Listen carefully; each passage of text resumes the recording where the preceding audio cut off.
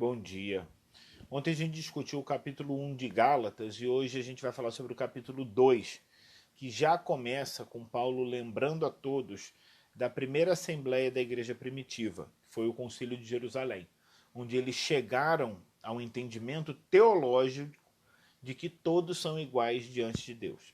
Não importa o quanto você estava acima do que no que você considerava uma escala social, que é o caso dos judeus, ou abaixo, no caso dos gentios.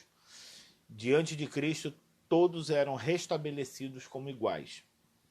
E ainda que isso tivesse sido definido, Paulo faz alusão a algumas situações que continuam a acontecer. Aconteciam naquela época e acontecem hoje. Havia cristãos que não faziam da sua liberdade algo frutífero, mas eles viviam em função de podar a liberdade alheia. São aqueles que se preocupam com o que os outros fazem, não porque tais ações são de fato equivocadas, mas pelo distanciamento que se estabelece entre os inertes e os livres, entre as raízes legais das quais eles não conseguem se libertar e cada passo dado no caminho estreito.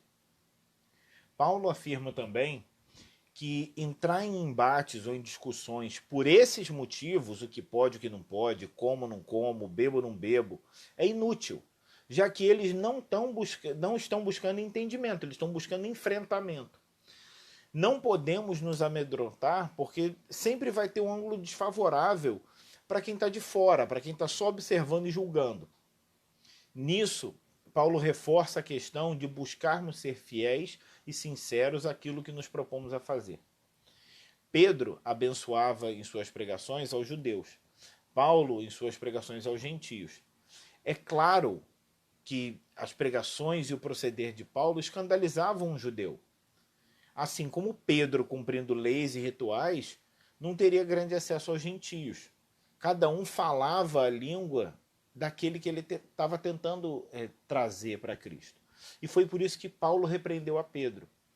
Ele não afirma ser livre em Cristo Jesus. Ele não estava confortavelmente em comunhão com os gentios antes dos judeus chegarem. Por que ele mudou o comportamento?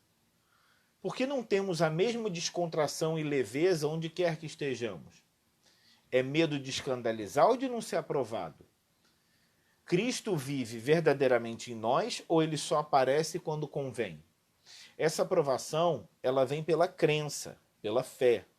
Se limitamos essa aprovação às leis, então a gente não precisa crer, a gente basta não pisar fora da linha. Nesse caso, o nosso testemunho, ele vai afirmar para quem nos vê que Cristo é uma pequena cela que muito mais do que nos manter seguro, nos mantém atrofiados. Entenda, quando eu digo, quando nós interpretamos a Bíblia e dizemos, como diz no capítulo 2, que não sou mais eu, mas é Cristo que vive em mim, eu não estou abrindo mão dos meus dons, dos meus talentos, do meu senso de humor e das minhas habilidades.